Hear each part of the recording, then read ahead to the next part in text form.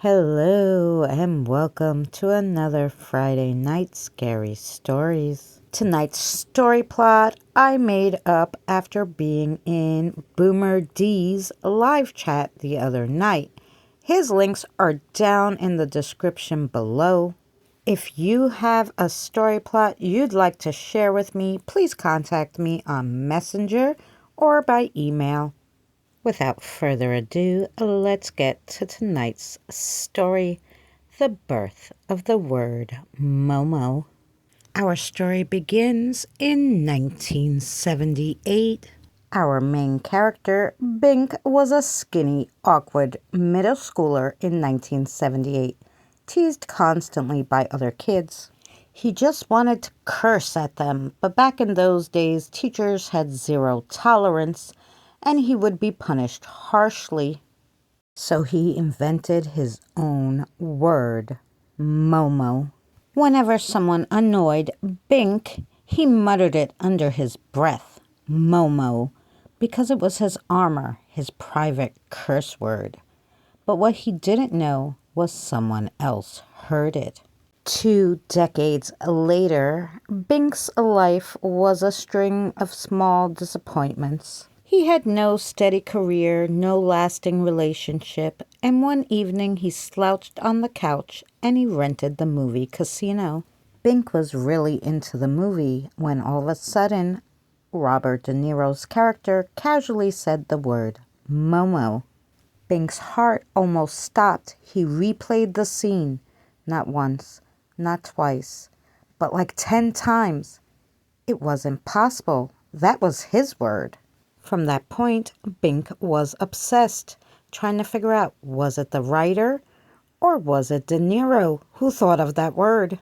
The writer of the movie became his obsession. Bink started writing his name over and over in notebooks.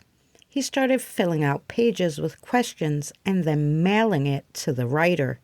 He sent emails that grew from polite inquiries to desperate rants. But then it got really strange. The writer seemed to respond without responding. A postcard with no return address appeared in Bink's mailbox, blank, except for the word Momo. A phone call at 3 a.m. No one spoke, but Bink heard faint scratching as though someone was writing on paper. With every step Bink took to reach the writer, it felt like it had been prepared for him, as if the writer had anticipated it. Every time Bink was going through a hard time, he always found the word waiting for him on dirty windshields, on his bathroom mirror when he got out of the shower. Once it was even carved into his front door. Bink felt like he was going crazy. Then he thought maybe he was being haunted. Nevertheless, soon Bink's obsession grew. He slept with the TV on Casino, rewinding the scenes obsessively until the cassette warped. He taped pictures of the writer onto his wall.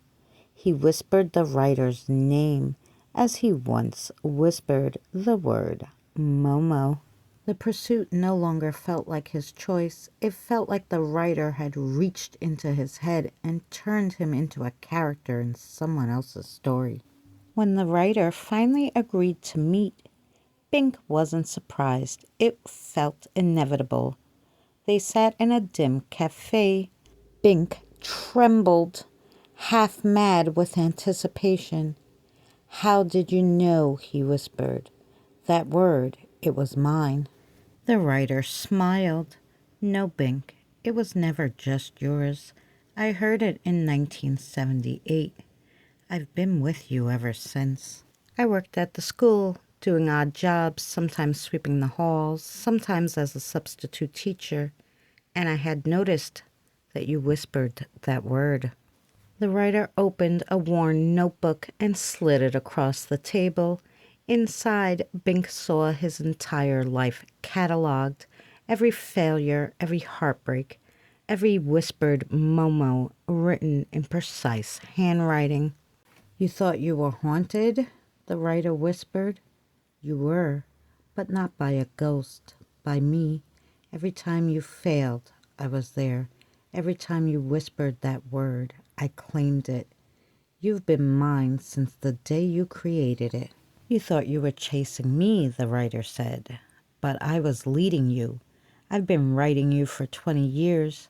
You've been my story all along. Bink realized with a sick drop in his stomach that his obsession hadn't been his at all. It was by the writer's design. He was never the hunter, he was the prey. Bink thought to himself, could he ever get away? And as if the writer read his mind, he said, what makes you think I'd let you? Thanks for watching another Friday night spooky campfire story. If you're not subscribed, consider subscribing. I'll leave a link for last week's story in the description below. If you like this kind of stuff, there's also a playlist of all the Friday night stories. We'll see you again next week.